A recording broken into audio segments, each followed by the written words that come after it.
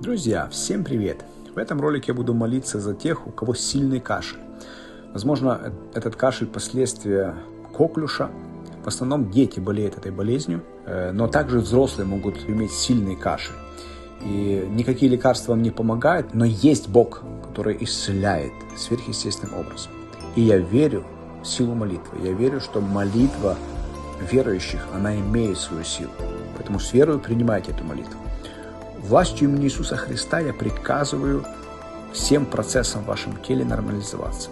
Все вирусы, бактерии, все, что вызывает усиленный кашель, пусть все это будет снято силой Духа Святого, упразднено. И пусть прямо сейчас кашель прекратится, и слава за это исцеление пусть будет Господу.